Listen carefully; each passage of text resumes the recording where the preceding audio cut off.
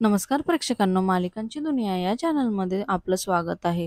लग्नानंतर होईलच प्रेम या मालिकेमध्ये आपण बघणार आहोत की आता मात्र इकडे काव्या पार्थला म्हणत असते की खूप घुसमट होते आहे इथे, आपण लवकर लग्न करू आणि इथनं बाहेर पडू. आणि हे ऐकून मात्र आता पार्थच्याही डोळ्यात पाणी येतं. त्यानंतर मात्र तो आपला हात पुढे करतो आणि इकडे आता काव्य त्याच्याकडे बघतच राहते आणि ती सुद्धा त्याच्या हातामध्ये हात देते.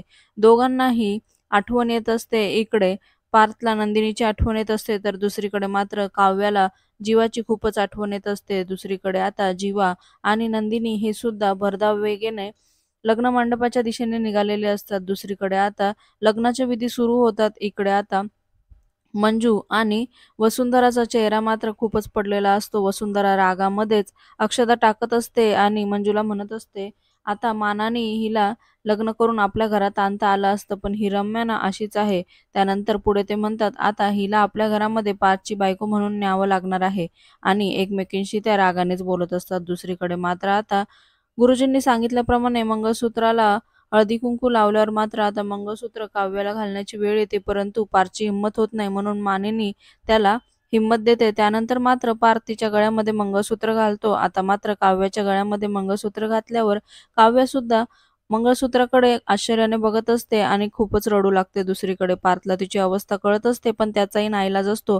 इकडे मात्र आता तो तिला सिंदूरही लावतो.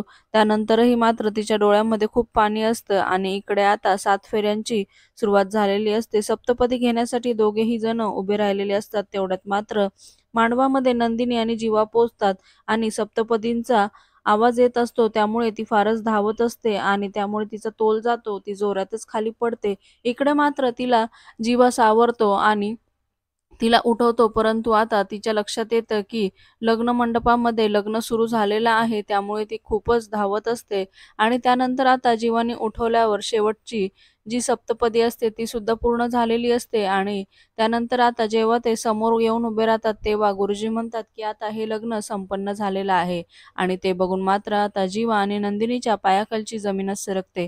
इकडे मात्र जीवाला प्रचंड धक्का बसतो की त्यांनी जिच्यावर जीवापाड प्रेम केलं तिच्या गळ्यामध्ये दुसऱ्याच्याच कोणाच्या नावाचं मंगळसूत्र आहे. आणि दुसरीकडे आता नंदिनीच्याही डोळ्यात पाणी असतं की आता पार्थचं लग्न झालेलं आहे. इकडे मात्र जीवा हा काव्याच्या शेजारी जाऊन उभा राहतो आणि तिच्याकडे आश्चर्याने बघतो, तर नंदिनी मात्र पार्थच्या शेजारी जाऊन उभी राहते आणि ती सुद्धा आश्चर्याने बघू लागते. त्यानंतर तिथे उभी असलेल्या काव्याकडे तिचं लक्ष जातं आणि ती जोरातच पार्थचं लग्न काव्याशी असं म्हणते. इकडे मात्र आता नंदिनी जीवासोबत कशी काय आली हा प्रश्न मात्र तिथं असलेल्या प्रत्येकाला पडतो आणि आता त्यांना फारच टेन्शन आलेलं असतं की नक्की घडलंय तरी काय. इकडे मात्र आता नंदिनीच्याही डोळ्यात पाणी असतं आणि ती काव्याकडे आश्चर्याने बघते. दुसरीकडे मात्र गावकऱ्यांच्या चेहऱ्यावर समाधान असतं.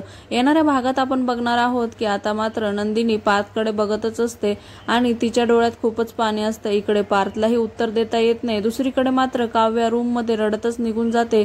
तिच्या पाठोपाठ जीवा सुद्धा तिथे जातो. जीवा जेव्हा जाब विचारतो तेव्हा ती सांगू लागते, विश्वास ठेव माझ्यावर, मला हे लग्न मान्य नाही. तेव्हा रडतच आता जीवा म्हणतो, नाही ना मान्य तुला हे लग्न, मग मी सांगतो तसं कर. तर तेव्हा ती म्हणते, तू सांगेल तसं मी करेल. आता मात्र जीवा म्हणतो, आत्ताच्या आत्ता हे मंगळसूत्र काढून टाक. आणि आता मात्र काव्या मंगळसूत्र हातात घेऊन विचार करू लागते. मालिकेच्या अशाच नवनवीन भागांसाठी आपल्या चॅनलला नक्की लाईक करा, शेअर करा, सबस्क्राईब करा.